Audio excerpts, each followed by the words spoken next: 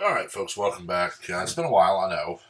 Sorry about that, but real life takes over sometimes, and been having a lot going on, so haven't been able to really record anything. This caught my eye, as well as a tweet that just shows the state of so-called education over the last 40 years, really. Now, to cue that up, I grew up in a relatively small town until I was 13, and then we moved up into the Metroplex into a larger town where I went to high school. When I was in elementary school, I was basically, I was actually taught. We didn't have the mantra of everyone must understand 100% and be able to function 100% on a topic before we move on. Yes, teachers still recognized when students were struggling, and they would take time to help them, but they would not hold the class back. I was specifically placed in a couple of classes because I exhibited faster learning on certain subjects than others. So I was placed where I would excel beyond even what the class was doing at normal speed.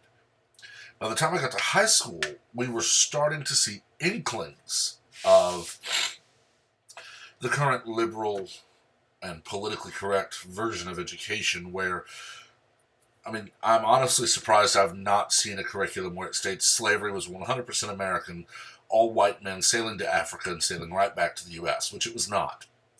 It was African tribal warfare, selling their defeated neighbor tribes to Portuguese slavers who then sold them all over wherever they could. It's a dark stain on the history of humanity. And unfortunately, it's still going on in some parts of the Middle East, but this is not taught. I was taught the Second Amendment is what it is, that arms, firearms, shall not be infringed. The right to keep and bear arms.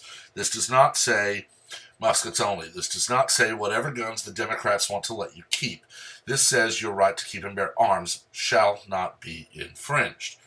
And I'm going to start actually with this tweet from supposedly a lawyer who says that he learned very well that the government can just take your guns. And Tim, you're wrong. Okay, Heller ruled that gun control cannot just be, oh, the government doesn't like this, so just obey. We have the Second Amendment. It says that as an American citizen, I have the right to keep and bear arms. Liberals also prove themselves incompetent because they openly state that the AR-15 is to be banned because it's so much more deadly and so much more dangerous than other guns. Yet, they have no problem with .308 hunting rifles, which are a larger, more powerful round. They have no problem with I believe it's a 455 government. I'm not 100% on the caliber. But if you watch Demolition Ranch, he has a Henry repeater that does that. Very large round. They have no problem with any of these because they don't look like the AR-15. They don't look like an AR platform rifle. They're scared of the scary-looking gun. Okay? This is insanity. Honestly, it is. The AR-15 fires a .223 or a .556 NATO bullet. These are, in some areas of the country, deemed too weak to hunt with because they may not humanely kill your prey. Yet, they're so horribly powerful that we are to believe that they magically become more dangerous when used improperly. Murder is already illegal. Assaulting someone, already illegal. Breaking and entering, already illegal. Okay, none of the things being done with the AR by these criminals is legal. Okay, it's not legal at all to kill or to shoot people and injure them or to assault people. None of that is. Yet they ignore that laws are already on the books that should state don't do this, and criminals ignore them.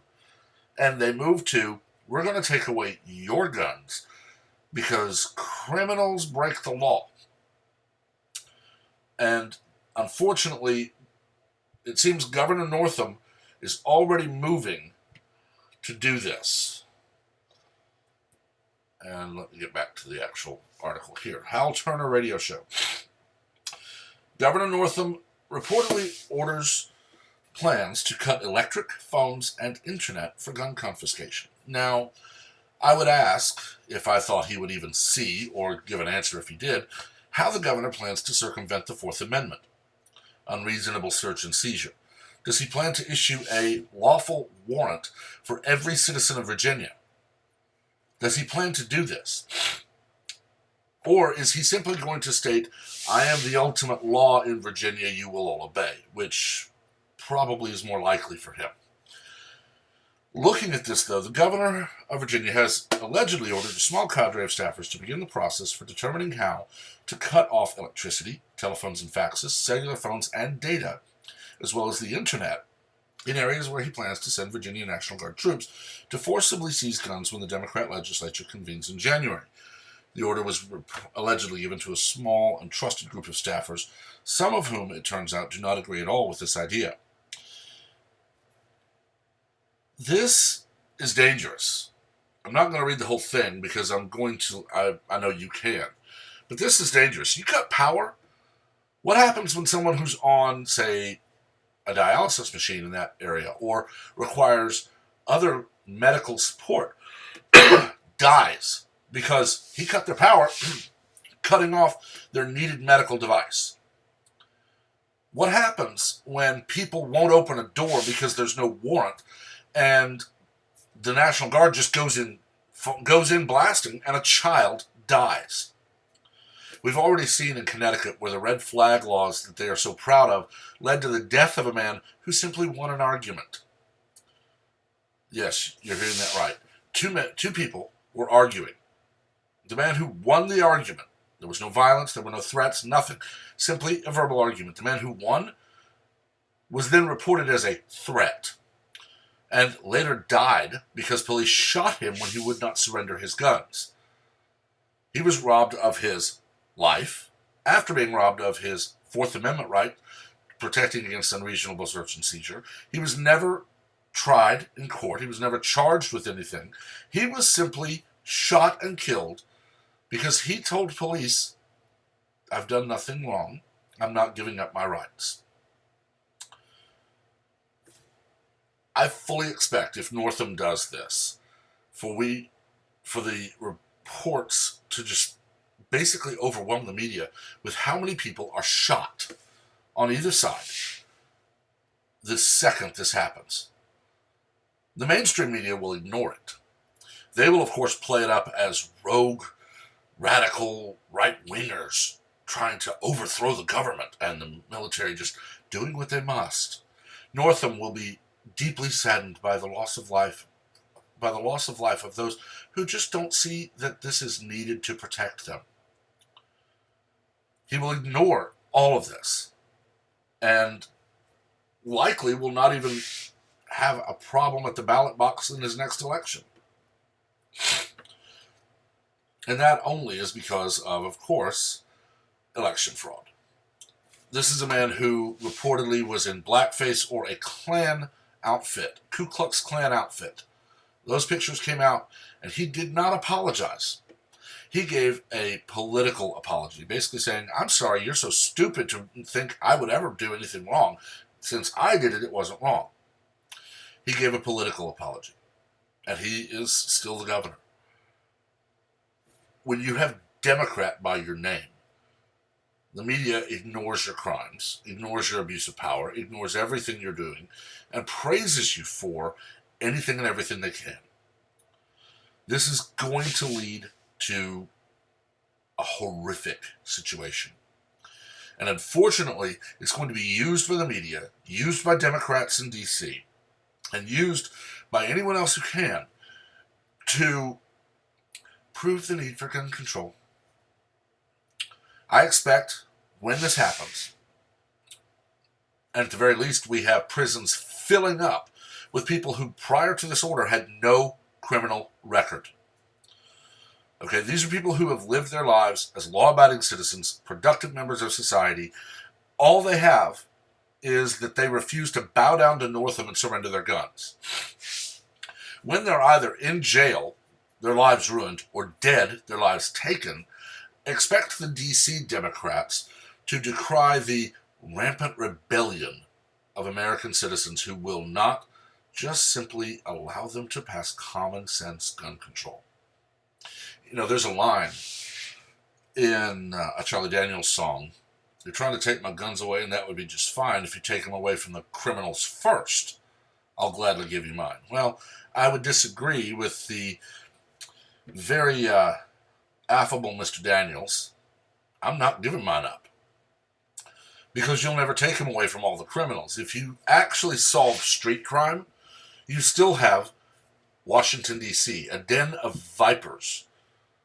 And we've seen it, proof after proof after proof, that they care nothing for the laws they pass. They cry and moan about the need to tax the rich while they use the loopholes they refuse to close. We see Steyer or Bloomberg or Gates or any other member of the liberal elite rich society saying that we need to be taxed more. Well, I'll tell you, Mr. Steyer, Mr. Bloomberg, Mr. Gates, you're free at any time you choose to send in more money than your tax burden. If you make $1 billion and your tax burden is $20 million, you're free to send in $100 million and tell the IRS, no, keep it. You're free to do that. The problem is, they don't really believe they should be taxed more. They believe we should be taxed more. Bloomberg is on record saying that there are times the government should infringe on your rights. Pardon me. He's on record saying that taxing the poor is good because then they can't afford things that will hurt them. That's as insane as whoever said that the longer wait times caused by the ACA helps you to meet new people in the ER. These people don't care about you. They don't. They offer free crap after free crap after free crap, and the liberal idiots who have been raised to believe it's actually free, or the lazy who don't work and thus don't pay taxes, or the illegals who aren't paying taxes and still get all the goods, actually believe it works. And those of us who are working are left to pick up the bill. And now, Governor Northam has decided that you will comply or die. This is reminiscent of Lexington and Concord, 1775. At Lexington and Concord, King George sent the Red Coat Army to the colonies to disarm us. We politely said no. Apparently back then, people did still remember the idea of come and take them and don't tread on me and give me liberty before death. Or give me liberty or give me death, I'm sorry. They still believed in that. It sparked a bloody rebellion, a bloody revolution that led to this country being founded. The Brits went home a little over a year later with their tails tucked between their legs, and the U.S. began on this experiment in freedom. And just barely 240-odd years later, we now have people in D.C. who would have happily told the colonial army, no, this is good. We need to let the king control things. Pelosi, Schiff, Waters, Schumer, Feinstein, AOC, Swalwell, Booker, Harris, any number of any of them, or all of them, had they been in power in 1775 in the colonies, they would have turned and said, yes, give them up, pass them up, give them to the army. We don't need guns. They have them. And they would, of course, still had theirs. They would have been well taken care of by the king for ensuring his subjugation of the colonies. And we would likely have been wiped out by the multiple threats at that time all over this country. An armed citizen, or an armed person is a citizen. A disarmed person is a subject. I would rather live on my feet and die fighting than live on my knees and die a subject. If you follow me on Twitter, you've seen that I take no quarter when it comes to idiots telling me I don't know what I do know about this country. I've studied history, political science, sociology, and on many other topics relating to the social sciences extensively to earn my degree. Unfortunately, as I'm not also a coach, I can't find work teaching history, government, economics, or any of the social sciences at the secondary level. So this leaves people to learn history and government and economics and geography from part-time teachers. Teachers who, unfortunately, by and large, care more about their sport than they do about what they teach in the class. So they happily just go along with the curriculum that yields 18 and 19-year-old young adult high school graduates who can be used to demand you give up your rights. The First Amendment is not restricted to me speaking on a corner or using quill and ink or the printing press that Franklin used. My First Amendment right is any form of speech. Yet, I'm told my Second Amendment right is restricted to only the firearms that were available in the 1770s. And then I'm called an idiot or a bigot or a racist or whatever when I point out repeating rifles and the puckle gun and other firearms that were available but were just too expensive for the colonists to afford. Your rights are not determined by what was possible or available in 1776. Okay, they were framed the way they were framed to allow for advances in technology and to allow for changes in how you may embrace and exercise those rights. We have letters and papers written by the founders that the average citizen ought be well armed as the military that may one day be ordered to subjugate them. Unfortunately, Democrats have managed to keep that from happening, and now Governor Northam is going to cut off all ways to know when they're coming, to notify people that they're coming, and he's going to send in jackbooted thugs that Hitler, Stalin, Mao, Pol Pot, Maduro, any of them would be proud of, to kick in your doors and take your property. We're no longer at, we're going to buy them back. We're at, you will comply or die. If this happens, expect many deaths. And expect the Democrats to decry the wanton rebellion of radical right-wingers who are just unwilling to accept that they're just trying to do what's good for the country. Expect anyone who manages to fight back to be pilloried by the media as a radical revolutionary trying to overthrow the government.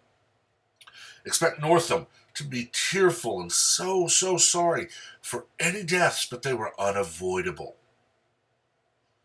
And expect complete hypocrisy and imbeciles.